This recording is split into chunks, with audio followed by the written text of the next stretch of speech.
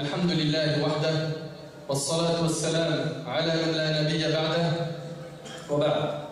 أحبتي الكرام, dans très peu de temps, Inch'Allah, nous allons accueillir un invité exceptionnel, un invité de qualité, un invité qui va frapper à la porte de notre cœur afin de l'attacher au Seigneur des mondes et nous détacher de ce bas monde. Un invité qui, comme chaque année, apporte avec lui de l'eau afin de purifier nos péchés qui, hélas, ont anéanti notre cœur. Un invité qui, si on l'honore comme il le faut, on fera partie des gagnants, et dans le cas où on le délaisse, on fera partie des perdants. Un invité qui, lorsqu'il est présent avec nous, il fait que les bonnes actions sont multipliées. Il fait que les démons sont enchaînés. Il fait que les portes du paradis sont ouvertes et que les portes de l'enfer sont fermées. Mais qui est donc cet invité? Cet invité n'est autre que le mois du Ramadan. Et je demande à Allah Tabaraka Ta'ala de nous faire vivre jusqu'à ce mois béni et qu'il nous facilite d'œuvrer convenablement comme c'était le cas de nos pieux prédécesseurs.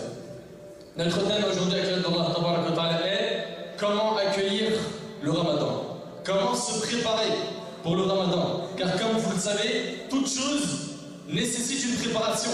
Comment donc se préparer pour le mois de Ramadan? Sachez tout d'abord que ce mois est très important. C'est un mois très important au point où les compagnons radiallahu anhum, comme le rapporte Mu'allab ibn al-Fadl rahimahullah, il dit que les compagnons radiallahu anhum, avant la venue du mois du Ramadan, pendant 6 mois, ils demandaient à Allah, Ya Allah, fais-nous vivre jusqu'au Ramadan.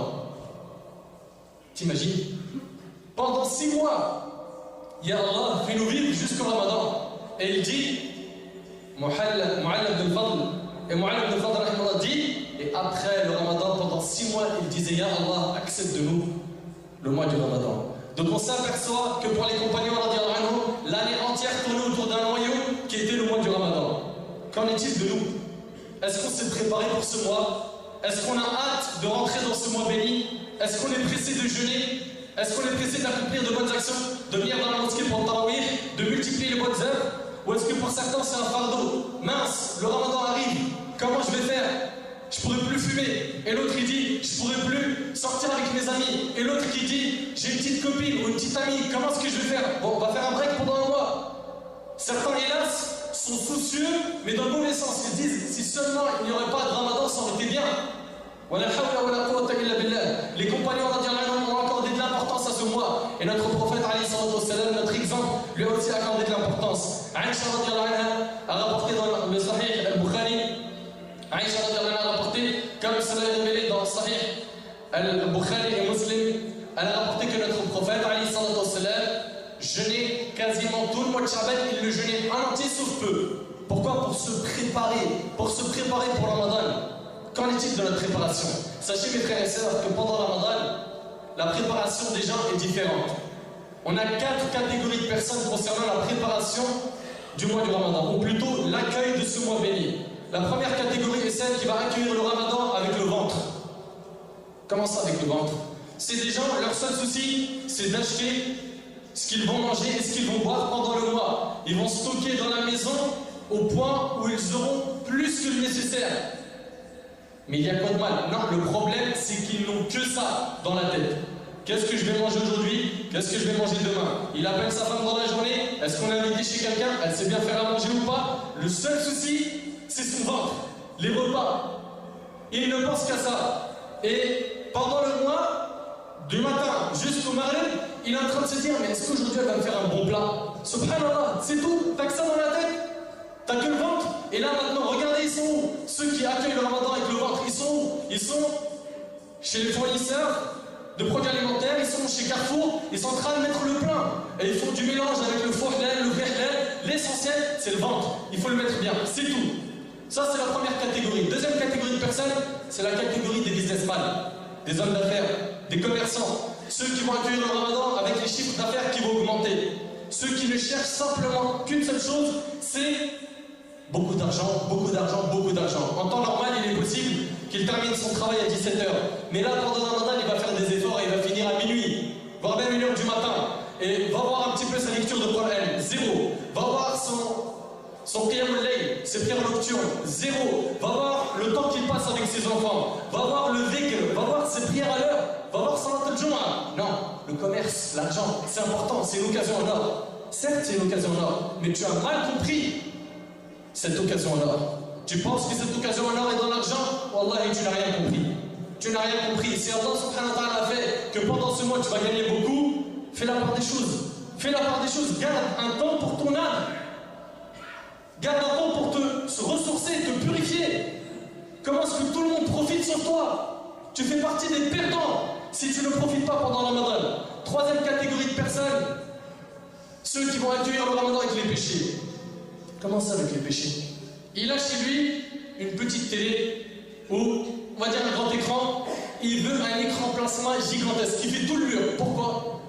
Pour les caméras cachées, les séries, les clips du Ramadan, les films du Ramadan.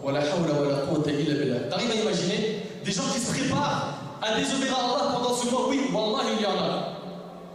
Et il parle avec son ami. Quoi? T'as encore cet écran? Viens voir celui que j'ai à la maison. T'as l'impression que t'es à côté de l'acteur. T'es farhan, t'es heureux? T'es heureux?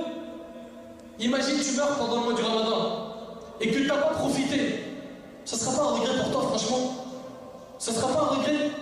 Ton temps, tu l'as passé devant les séries, devant les feuilletons. Je vous mets en garde contre les séries du Ramadan.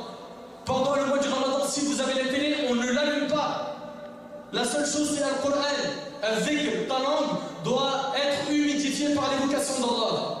Ton temps doit être dans le dhikr, dans le Coran, dans les prières nocturnes, dans l'accomplissement du bien, dans les aumônes, dans Silat al-Arham, le fait d'aller visiter ta famille, etc., d'être dans les mosquées, d'apprendre, d'étudier la religion, de regarder des doulours, oui. Si tu vas utiliser la télévision pour ça, oui. Mais de passer ton temps, subhanallah, à regarder des séries, ou sinon, la maman mesquina, toute la journée, elle est dans la cuisine, pendant 30 jours, son mari l'a enfermée dans une cuisine. Elle ne voit que 4 couleurs de murs, c'est les couleurs de la cuisine. C'est tout, elle ne fait rien d'autre. N'est-ce pas une catastrophe? Toi mon frère, crains Allah. Si tu te soucies de ton âme, soucie-toi aussi de l'état de ta femme. Et ne l'enferme pas tout le mois à faire à manger. Ne fais pas de la nourriture un souci. Ne fais pas des invitations un souci. Hélas, pendant tout le mois, t'es où? Je suis invité là. D'ailleurs, ma femme elle a un agenda. 30 jours, je suis invité. Tiens, il y a un trou le 26e jour. On va où? Agile, wallah. Agile. C'est pas un mois pour les invitations, c'est pas un mois pour manger, c'est un mois pour purifier son âme. On mange toute l'année. On doit faire des efforts, multiplier les efforts pendant ce mois. Quatrième catégorie de personnes, et qu'Allah subhanahu wa ta'ala fasse qu'on fasse partie d'eux, dites amin. C'est les pieux. Les pieux qui vont accueillir le Ramadan avec les bonnes œuvres. Mais quelles sont donc ces bonnes œuvres? Inch'Allah, avec l'aide d'Allah tabaraka wa ta'ala, on va essayer de vous donner quelques tuyaux, on va énumérer quelques points, quelques bonnes actions à préparer dès maintenant afin de faire partie des pieux et des gagnants pendant ce mois béni. Premièrement, on accueille le Ramadan avec l'invocation ad-du'a. Ad-du'a. Dès maintenant, on demande à Allah subhanahu wa ta'ala de nous faire vivre jusqu'au Ramadan. Qui te garantit que tu vas vivre jusqu'au Ramadan? Qui te garantit que tu vas sortir de cette mosquée? Qui te garantit que tu vas terminer ce discours? On n'a aucune garantie. L'ange de la mort peut frapper à la porte à n'importe quel moment. Donc, ad-du'a. Et n'oublie pas que nos pieux prédécesseurs invoquaient Allah 6 mois avant le Ramadan afin qu'il les fasse vivre jusqu'au Ramadan. Deuxièmement, on accueille le Ramadan avec les bonnes actions, avec afin les bonnes intentions. Deuxièmement, on accueille le Ramadan avec les bonnes intentions. On prépare dès maintenant de bonnes intentions. Et comment cela? Qu'est-ce que tu veux dire par des bonnes intentions? Je répète encore une fois, on n'a aucune garantie de vivre jusqu'au Ramadan. Et on sait très bien que si on meurt avant le mois du Ramadan, on aura perdu quelque chose d'énorme. Et que si on vit pendant, et que si on vit jusqu'au mois du Ramadan, on aura gagné quelque chose d'énorme, n'est-ce pas? Eh bien mon frère, ainsi que toi ma soeur, sache que si dès maintenant tu prépares plusieurs bonnes intentions d'accomplir des œuvres pieuses pendant ce mois et que tu meurs avant, Allah t'inscrira toutes les récompenses de tes intentions. Pourquoi? Parce que dans le hadith qui est rapporté par l'imam al-Bukhari, selon Ibn Abbas, le prophète a rapporté de la part de son Seigneur, donc c'est un hadith divin, un hadith qudsi. Allah a dit, lorsque quelqu'un se prépare pour faire une bonne action et qu'il ne l'accomplit pas, Allah la lui inscrit comme étant complète. Comme étant complète. Et vous connaissez le hadith d'Omar ibn Khattab qui est rapporté par le Bukhari, où le prophète a dit, les actions ne valent que par leurs intentions. Donc prépare dès maintenant l'intention de lire au moins une fois le Coran pendant le mois. Et si tu es arabophone, 2, 3, 4, 10. Ne compte pas, fais plusieurs bonnes intentions dès maintenant. Prépare-les. Prépare toutes ces bonnes intentions. Prépare l'intention de ne pas rater une seule prière de Tarawih. Et bien sûr, avant cela, de souder les prières obligatoires. Car hélas, aujourd'hui, on les voit. Souder le Tarawih, et le Fajr, il dort, il ronfle. Et il blâme les gens. Pourquoi tu n'as pas mis le Tarawih? Mais tu ne pries même pas Subh. Donc dès maintenant, on soude l'obligatoire. Et on prépare les intentions d'accomplir des œuvres surobligatoires. Et si Allah fait que tu meurs avant d'arriver au mois du Ramadan, sache qu'Allah t'inscrira toute la récompense de ces intentions-là. Donc prépare les bonnes intentions dès maintenant. L'intention de faire des aumônes, l'intention de nourrir des pauvres, de nourrir des jeûneurs, l'intention de lire le Coran, de faire des dhikr, de ne pas perdre son temps, de préserver sa langue. Prépare dès maintenant toutes ces intentions afin d'être parmi les gagnants. Ça c'est deuxièmement. Troisièmement, s'il y a entre toi et un musulman, ou toi ma soeur, entre toi et une musulmane, une dispute, dès maintenant on répare tout ça. Pourquoi? Parce que dans le hadith d'Abi Moussa al-Ash'ari, le prophète a dit qu'Allah subhanahu wa ta'ala, à la 15e nuit du mois de Sha'ban, pardonne à toutes ses créatures sauf à un polythéiste et à 2 personnes qui sont en dispute. Et le hadith il est rapporté par le Majah, identifié par Al-Albani. Donc dès maintenant on prépare quoi? Les bonnes intentions, et aussi on répare tout ce qui ne va pas avec mon frère en Allah. Ça c'est avec mon frère en Allah. Que dire de ma relation avec mon père de sang, avec ma mère de sang, avec ma tante, avec mon oncle? Oui mais mon oncle en fait il parle pas avec mon père. Rentre pas dans ces problèmes. Toi tu répares ta relation avec les membres de ta famille, avec ton épouse. Comment est-ce possible qu'avant d'entrer dans ce mois béni, jusqu'à maintenant tu parles pas à ta femme? Et toi ma soeur, comment ça se fait jusqu'à maintenant tu parles pas à ton mari? Comment? Est-ce que tu veux qu'Allah subhanahu wa ta'ala te pardonne des péchés ou pas? Si c'est le cas, il faut que tu pardonnes à ton mari. Si c'est le cas, il faut que tu pardonnes à ta femme, que tu pardonnes à ton enfant, et que toi tu pardonnes à ton père, et à ta mère, et aux membres de ta famille, et aux musulmans et aux musulmanes. Donc on accueille le Ramadan avec un cœur sain. Pas de haine, pas de rancune, pas de dispute avec un musulman ou une musulmane. Ça c'est troisièmement. Quatrièmement, on accueille le Ramadan avec le repentir. Se repentir de quoi? Se repentir de quoi? Personne ne pourrait se poser cette question et pourrait même aller plus loin en disant moi je ne fais pas de péché. Allahu Akbar, tu ne fais pas de péché? Comment ça? As-tu oublié que le prophète a dit tous les fils d'Adam sont des pécheurs et les meilleurs d'entre eux sont ceux qui se repentent, comme c'est rapporté par l'imam Ahmed? On fait tous des péchés, tous sans exception. On se repent. Et le repentir est une obligation pour le pécheur et pour le pieux. Allah subhanahu wa ta'ala a dit ô vous qui avez cru, repentez-vous d'un repentir sincère. Allah subhanahu wa ta'ala s'est adressé aux croyants, tous les croyants, repentez-vous, et c'est un ordre. Et bien sûr, on se repent avec les conditions du repentir. À savoir, 1, on regrette sincèrement ce qu'on a fait dans notre passé. On regrette les péchés qu'on a fait. 2, on se détache immédiatement des péchés. 3, on est déterminé à ne plus jamais refaire ce péché ou ces péchés. 4, la restitution des dépôts à leurs ayants droit, dans le cas bien sûr où il y a eu des mandats, des injustices. Ça c'est tout concernant le repentir. Et sachez mes frères et sœurs que celui qui ne se repent pas ne pourra pas accomplir de bonnes actions, car le péché emprisonne la personne de la bonne action. Al-Hassan al-Basri rahimahullah, a été interrogé par des gens qui lui ont dit on n'arrive plus à prier des prières nocturnes. Il leur a dit ce qui vous a empêché de les accomplir n'est autre que vos péchés. Et Al-Fudayl ibn Iyad rahimahullah a dit que si vous avez du mal à jeûner pendant le jour et à prier pendant la nuit, c'est que vous êtes emprisonné par vos péchés. Emprisonné par vos péchés. Si tu te demandes pourquoi est-ce que j'arrive pas à faire Qiyamul Layl, regarde tes péchés. Regarde un petit peu tes péchés. Ça c'est donc quatrièmement. Cinquièmement, on accueille le Ramadan avec la gestion du temps. Avec la gestion du temps. On ne perd pas notre temps. Notre temps c'est notre capital. C'est ce qu'on a de plus cher. On ne peut pas perdre notre temps. On ne peut pas perdre notre temps. Parmi nos prédécesseurs, certains, parmi les gens de science, parmi eux, lorsqu'on les arrêtait dans la rue pour leur poser une question, ils disaient arrête le temps. On disait on est incapable. Ils disaient si tu ne peux pas arrêter le temps, j'ai pas le temps de répondre à ta question. T'arrives à imaginer Aboul Barakat, le grand-père de Cheikh Islam Ibn Taymiyyah rahimahullah, quand il rentrait faire ses besoins, il demandait à un de ses enfants ramène un livre de science et lis à voix haute afin que je ne perde pas mon temps dans les toilettes. Qu'en est-il de nous? Qu'en est-il de nous? Subhanallah, Ubayd ibn Ya'ish rahimahullah, c'était le cheikh de Bukhari et Muslim. Le cheikh de Bukhari et Muslim. Imagine-toi quelle montagne de science c'était. il dit, pendant 30 ans, je n'ai jamais touché la nourriture avec mes mains. C'était ma sœur qui me donnait à manger avec ses propres mains, car j'étais occupé pendant 30 ans à écrire des livres de hadith. Pendant 30 ans, il n'a pas touché de nourriture.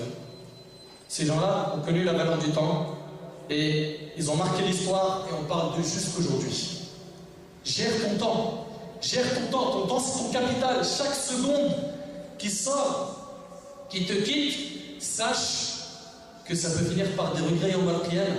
Ça peut finir par des regrets. Ne perds pas ton temps, ça c'est la 5e chose. 6e, on s'entraîne dès maintenant à ne pas manger beaucoup. Comment ça? Vous savez, le Ramadan nous purifie là, alhamdulillah, nous aussi, c'est une purification pour le corps. Car le corps, des fois, a besoin de repos. Et le fait de ne pas manger pendant la journée, ça repose le ventre. Et le fait de trop manger, ça nous alourdit et ça rend même les adorations lourdes. Regarde quelqu'un qui a beaucoup mangé quand il prie. Est-ce qu'il prie facilement? Est-ce qu'il va veiller? Est-ce qu'il va être paresseux? Est-ce qu'il va être concentré? On ne dit pas de ne pas manger du tout. Toute chose avec un juste milieu.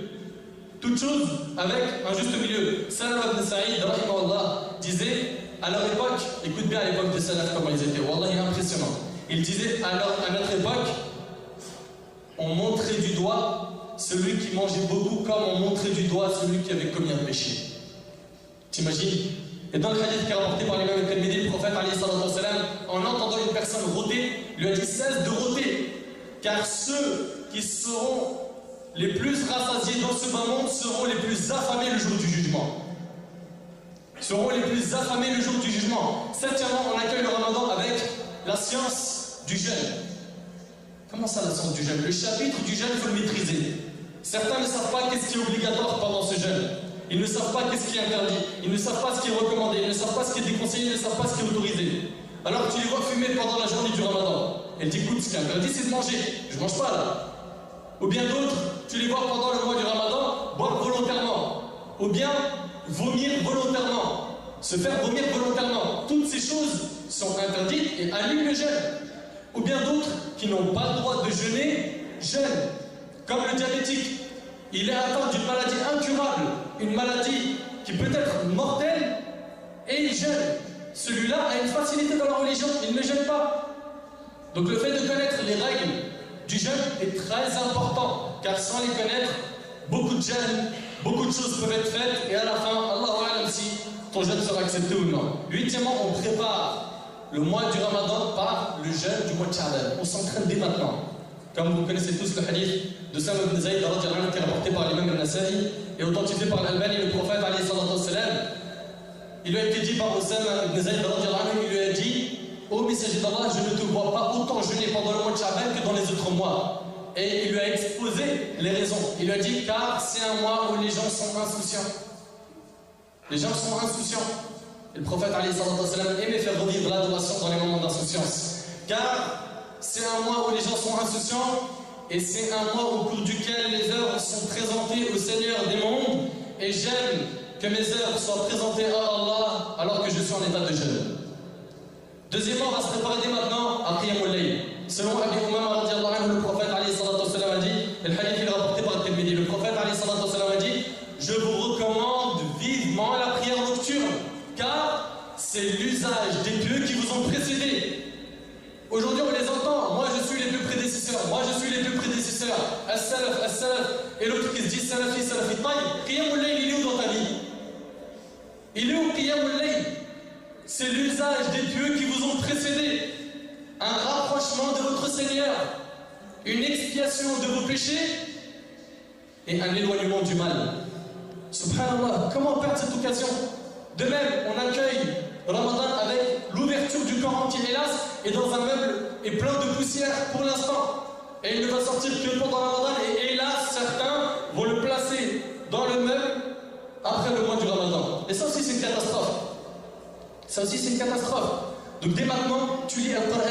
Et si tu as du mal à lire, rappelle-toi que tu as une double récompense, comme l'a dit le prophète, et que chaque lettre équivaut à 10 bonnes actions. Imagine pas un peu toutes les bonnes actions que tu rates. Oui, mais je ne sais pas lire. Écoute le Coran. Écoute, c'est bon, ça suffit la musique. Ça suffit. Purifie un peu ton cœur de la parole du shaitan. Et n'oubliez pas, comme on dit les savants, que deux amours ne se réunissent pas dans un cœur. il y a deux amours qui ne se réunissent pas dans un cœur, l'amour de la parole d'Allah et l'amour de la parole du diable, à savoir la musique. Si l'une des deux paroles pénètre le cœur, elle chassera l'autre automatiquement. Ça veut dire que si tu aimes Al-Qur'an al-Karim du fond de ton cœur, automatiquement tu n'écouteras plus de musique. Pourquoi? La plus belle des paroles, c'est la parole d'Allah. Tu n'arriveras plus à trouver dans ton cœur de la place pour la musique. Et par contre, si tu as fait pénétrer dans ton cœur la parole d'Iblis, à savoir la musique, sache que le Coran quittera automatiquement ton cœur et ne mens pas et ne dis pas que j'arrive à faire la part des choses en écoutant les deux, car dans le cas où tu écoutes les deux, regarde combien d'heures tu écoutes la musique et combien de minutes tu écoutes Al-Qur'an. Donc dès maintenant, Al-Qur'an al-Karim doit prendre une énorme place dans notre cœur. Doit prendre une énorme place dans notre cœur. Neuvièmement, Ahibati al-Kiram, et ce point-là est très important, on veut une concurrence dans le bien. On veut une concurrence dans le bien. Allah subhanahu wa ta'ala, lorsqu'il parle des bonnes actions, il dit Fafirru ilallah, fuyez donc vers Allah. Il dit Wa sari'u, et concourez, précipitez-vous, faites les bonnes actions en étant rapides. Et il dit aussi Wa fi dhalik falyatanafasul mutanafisun, et c'est dans cela aussi que les gens doivent entrer en compétition. On doit donc entrer en compétition dans les bonnes actions, sans pour autant chercher la satisfaction d'autrui, ou des éloges, ou faire ça par ostentation, ou par fatuité, ou par orgueil. On fait ça pour Allah seul. Pour Allah seul. Ça c'est donc neuvièmement. Dixièmement, la da'wah. Dixièmement, la da'wah. On doit appeler les gens à Allah. Les cœurs, avant Ramadan et pendant Ramadan, commencent à s'ouvrir. Et on a plus de facilité à parler de religion avec un grand nombre de personnes que pendant toute l'année. On arrive à leur parler et ils sont à l'écoute.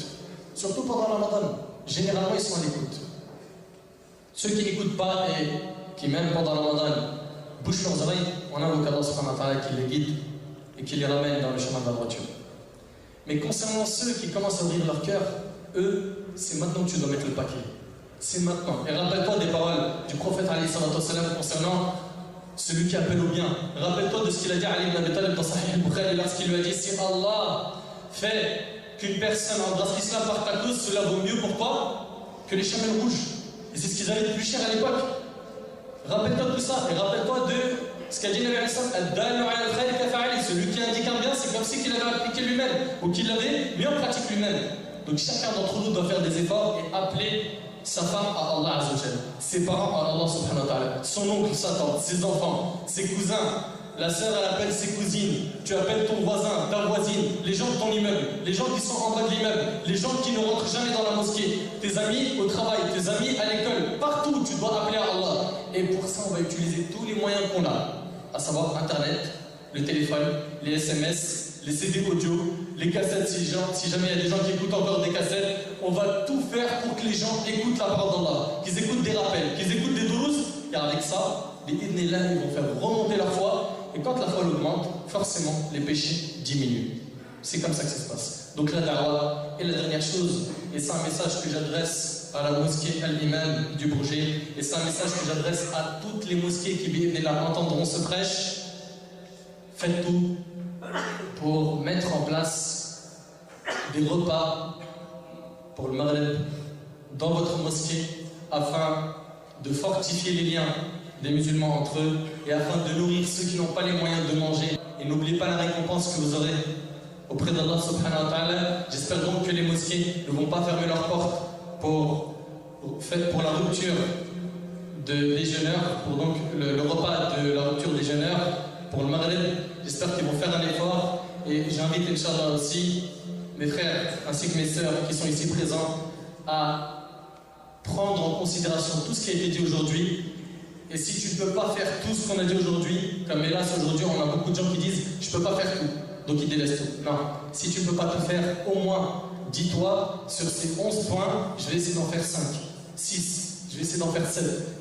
Moi et mon frère en Allah subhanahu wa ta'ala qui a écouté le discours, on va s'entraider pour en faire un maximum. Comme ils disent, si on ne peut pas tout faire, on ne délaisse pas tout. As'Allah subhanahu wa ta'ala an yuwaffiqani wa iyyakum lima yuhibbu wa yarda.